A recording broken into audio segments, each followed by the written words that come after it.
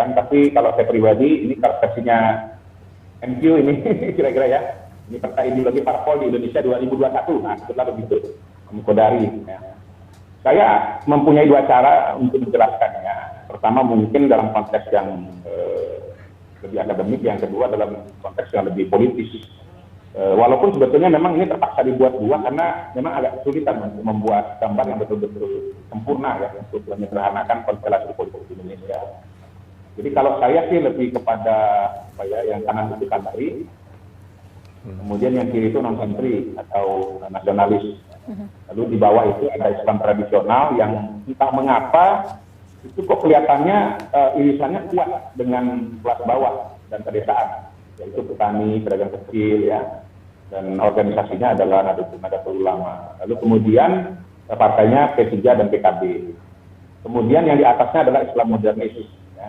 Yang entah kenapa juga kok memang sepertinya irisannya atau biasnya itu adalah kelas atas dan kota. Gitu. Organisasinya namanya Muhammadiyah, ya, partainya namanya PAN dan PKS. Lalu di sebelah kiri non-santri itu yang di bawah itu adalah Mahaen, buruh, petani, nelayan. Dan di atasnya ada nasionalis pasar bebas atau kalau istilahnya bangkanya itu departementalis, itu PNS, pedagang besar. Ya, kalau yang di bawah itu partainya tentunya PDI dan buat saya Gerindra. Gerindra itu termasuk kategori nasionalis proteksionis. Cobalah kita dengar beritanya Pak Prabowo ya, itu sangat proteksionis. Yang di atas adalah Golkar, Nasdem, Demokrat dan seterusnya. Dan gambar ini sebetulnya menjelaskan mengapa antara PDIP dengan PKB misalnya itu kecenderungannya selalu berkoalisi karena sesungguhnya mereka ya sama-sama wong cilik gitu loh. Jadi sama-sama di desa. Jadi tetanggaan kalau mau kota kan jauh gitu ya. Tangga, betul.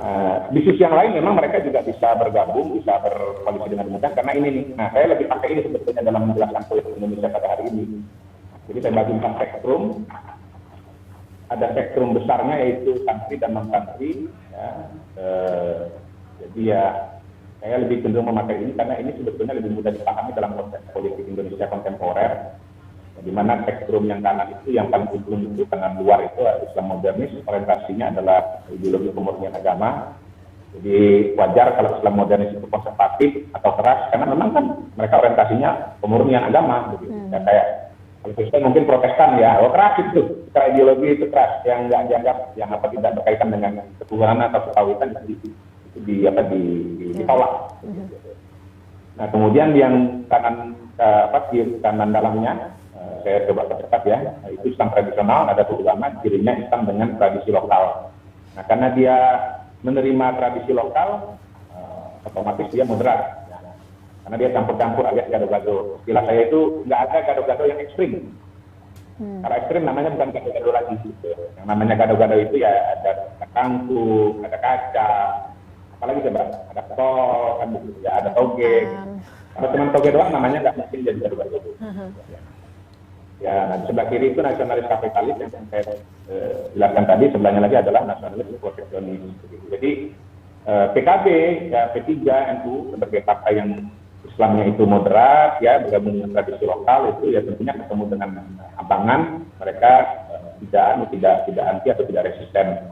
Kalau orang modernis, ya yang garis keras ketemu dengan yang abangan itu nggak happy, nggak suka. Kamu bukan Islam, kamu cuma Islam KTP. Nah, kira-kira begitulah gambarannya. Nah, saya juga menyukai spektrum seperti ini karena ini sangat membantu menjelaskan apa yang terjadi di lapangan, ya, yang terjadi di lapangan bahwa sesungguhnya kalau kita bicara pilpres misalnya, ya sesungguhnya pertarungan pilpres 2 kali itu cuma pertarungan dari kubu yang sama, yaitu Jokowi Prabowo sama-sama nasionalis proteksionis. Gitu. Jadi itu pemilu kita 2014-2019 sesungguhnya pertarungan dua saudara alias derby Manchester United dengan Manchester City, kalau istilah saya begitu. Nggak ada Liverpool, nggak ada Arsenal di sana, maaf ya nggak ada Chelsea, gitu. Manchester United, City, gitu. Cuman ya karena kepentingan politik, ya kita lihat gambar yang di bawah itu, Bapak Ibu sekalian, Prabowo ditarik oleh Rizik Syihab, FPI, GNPF Ulama, Munarman. Munarman, Ustaz Sambo, siapa lagi namanya yang sekarang gabung di Partai Umat gitu lah kira-kira ya. Untuk menjadi calon partai Islam dengan stempel dari Istimewa Ulama 1, 2, 3, dan 4. Sorry, 3 dan 4 itu kalau nggak salah udah mencabut yang terakhir itu udah mencabut dukungan dari Prabowo karena Prabowo bertemu dengan Pak Jokowi. Jadi kalau pakai peta ini, masyarakat Indonesia ya itu akan sadar bahwa Anda itu diperalat. Saya ulangi, diperalat oleh para politisi ya yang punya agenda kadrun. Belak-belakan di sini posisi ideologi saya ya. Anda diperalat oleh kadrun ya untuk memenangkan agenda politik. HTI, FPI segala macam itu nggak mungkin dukung Jokowi karena Jokowi melarang. Jadi dia berharap kalau Prabowo jadi presiden dia akan dipilih kembali. Jadi ini sangat praktis. Terakhir ya, ini jadi partai politik kita itu sebetulnya menurut saya bukan jangan dilihat dari ideologi sebagaimana ada dalam buku-buku teori. Ini mungkin kalau teman-teman kompas nanti melanjutkan risetnya lagi, jangan dilihat dari teori-teori yang ada, nanti kita kesulitan. Gitu. Lebih baik kita melihat background partai politik itu sesungguhnya apa. Gitu. Nah, ini kan juga bukan sesuatu yang baru. Kajian-kajian ilmu politik sesungguhnya ketika menjelaskan partai politik itu, ya misalnya Aron Lippard gitu ya, menjelaskan di Belgia, di Eropa, ya partai itu lahir dari pembelahan di masyarakat, ada agama, ada sosial, ada bahasa. Di Malaysia juga begitu, ada agama, ada kelas sosial, ada ras bahkan. Dan di Indonesia kalau melihat realita yang ada pada hari ini menurut saya ya gambar yang saya buat tadi ya itu agama, ya kemudian kelas sosial, dan menariknya adalah desa dan kota. Gitu. Saya lihat di buku yang terakhir dari Kompas itu sesungguhnya kelihatan tuh mana partai desa, mana partai kota itu ada perbedaannya, mana partai kelas bawah dan mana partai kelas menengah itu ada. Dan lebih lanjut lagi Bang Primus, ya 1 menit ya, jangan-jangan Indonesia ini klipisnya itu adalah dari figur, gitu loh. Karena semua partai itu sekarang dia ada dan tiada itu ya siapa ketua umumnya gitu loh. Siapa ketua umumnya. Jadi kalau Bang Daniel itu sampai pada teori partai generasi keempat sesuai dengan timeline begitu ya, era reformasi. Kalau saya ini generasi kelima, partai itu ada atau tidak ada. Itu karena pokoknya mau nggak bikin partai, mau jadi presiden nggak kira-kira gitu. Dan pada konteks ini ya kita lihat misalnya ya santri non santri ya. Nah buat saya ada pembelahan baru yang menarik atas bawah itu. Jadi sekarang ini, kalau dulu itu yang namanya elit nasional itu semua dari wajah lama, istilahnya anak menteng gitu ya, elit nasional. Tapi dengan Pak Jokowi ya ini sudah mulai muncul elit baru dari daerah yang keluar dari menteng. Gitu ya. Nah kalau kita lihat ini juga sebetulnya menarik antara santri dengan non santri, memang yang lebih produktif melahirkan tokoh itu adalah dari non santri gitu loh. Itu menarik sekali ini. Kenapa kok justru dari non santri? Gitu. Walaupun balik lagi kalau kita lihat suara suara yang dipetakan dari hasil pemilu baik tahun 55 maupun era reformasi ini memang 60% suara pemilu itu dikuasai oleh partai-partai nasionalis ya dan 30% oleh partai-partai agama katakanlah begitu. Jadi ya saya kira sebetulnya memang ada pola-pola yang ajak dalam politik Indonesia.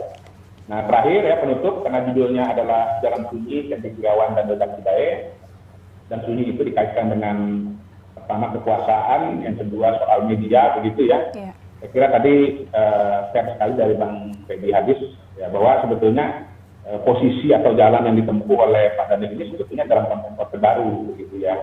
Dan hemat saya sih nggak bisa disamakan dengan konteks sekarang ini karena kalau dulu kan memang yang namanya kekuasaan itu betul-betul cuma punya satu modus ya, yaitu kooptasi murni.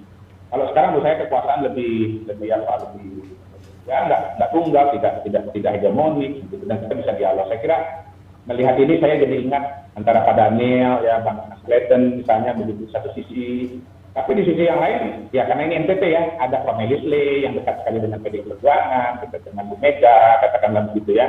Jadi sebetulnya menurut saya sih sekarang kekuasaan itu punya ruang untuk berdialog dan mendengarkan gitu, dan mendapatkan masukan.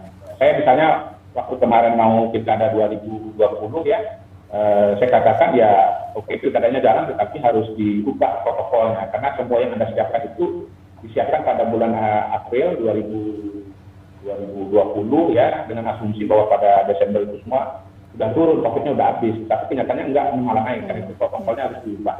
Saya waktu itu mengatakan perpu, tetapi perpu mungkin nggak bisa karena terlalu mahal ongkos politiknya, jadi akhirnya diubahlah protokol dari KPU, PKPU-nya. Karena kan mau mengubah yang di luar undang-undang itu tidak bisa, tetapi amat sangat lumayan. Dan saya rasanya melihat India sekarang ini bersyukur luar biasa bahwa ya apa yang kita sampaikan sebagai intelektual, dan seingat saya ada Bang Primus juga di sana, ya itu bisa didengarkan oleh pemerintah, bisa dialog dengan Pak Mahfud MD, bisa dialog dengan Pak Tito, mereka mau mendengarkan, dan akhirnya ya PKPU-nya diubah. Tadinya nggak mau mengubah sama sekali. Nah, kalau itu tidak diubah, Bapak Ibu sekalian, itu bisa jadi pada akhir atau awal 2021 itu kita seperti India. Karena waktu itu pilkada tidak melarang dangdutan. Dangdutan di lapangan itu tidak dilarang. Nah, setelah desakan dari kita akhirnya kemudian dilarang. Kemudian jalan sunyi atau jalan ramai mengikuti medsos di media massa, saya kira ini juga sesuatu yang barangkali memang akhirnya kembali kepada masing-masing ya.